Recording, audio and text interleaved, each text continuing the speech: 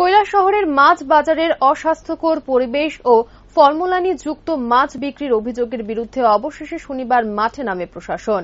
জেলা মৎস্য দপ্তরের সুপারিনটেন্ডেন্টের তত্ত্বাবধানে শনিবার মহকুমা পর্যায়ের এক প্রতিনিধি দল মাছ বাজারের সার্বিক পরিস্থিতি খতিয়ে দেখে ও মাছে ফরমালিন আছে কিনা তা পরীক্ষা করে। প্রতিনিধি দলে ছিলেন food safety officer Vikrant Rana, Debashis Das, Kailashahar পৌর পরিষদের উপ মুখ্য কার্যনির্বাহী আধিকারিক বিশ্বজিৎ দাস, মৎস্য দপ্তরের সুপারিনটেন্ডেন্ট প্রণব কান্তি নাথ সহ অন্যান্যরা।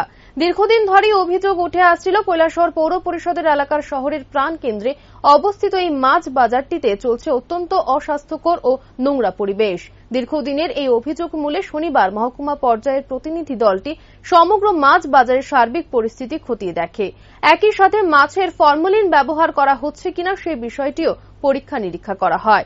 অভিযান শেষে কৈলাসহর পৌর পরিষদের উপ মুখ্য কার্যনির্বাহী আধিকারিক বিশ্বজিৎ দাস জানান, বাজারে কিছু অস্বাস্থ্যকর পরিবেশ ধরা পড়েছে। এ ব্যাপারে বাজারের সেক্রেটারির সাথে কথা হয়েছে এবং নির্দিষ্ট সময়সীমা বেঁধে দেওয়া হয়েছে। খুব শীঘ্রই ফের পরিদর্শন করা হবে। তবে এই অভিযানে কোনো ব্যবসায়ীর মাছে ফরমালিনের উপস্থিতি পাওয়া যায়নি। এই ধরনের অভিযান আগামী দিনেও চলবে বলে তিনি জানান।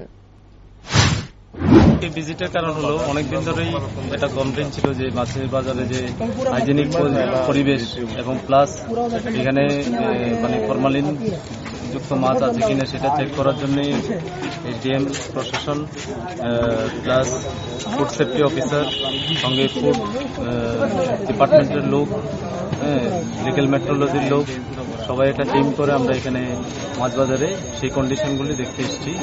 তো আমরা মোটামুটি সবগুলি শপে আমরা চেক করেছি, আমরা কোনো ফরমালিনযুক্ত মাছ এখানে পাইনি, ঠিক আছে। প্লাস কিছু হাইজেনিক পরিবেশটা আমরা কিছু কন্ডিশনটা একটু খারাপ ছিল, সেটার জন্য আমরা সেক্রেটারি মহাশয়কে বাজারে যিনি আছেন মাছ বাজারে ওনাকে আমরা বলেছি যে সেটা দেখার জন্য, প্লাস ফার্দার আমরা আবার একটা ভিজিট করবো।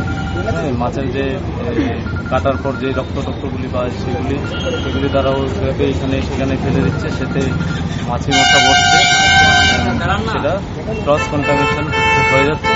সেজন্য সেটাকে মানে রিমুভ করার জন্য আমরা ইনস্ট্রাকশন দিয়ে দিচ্ছি।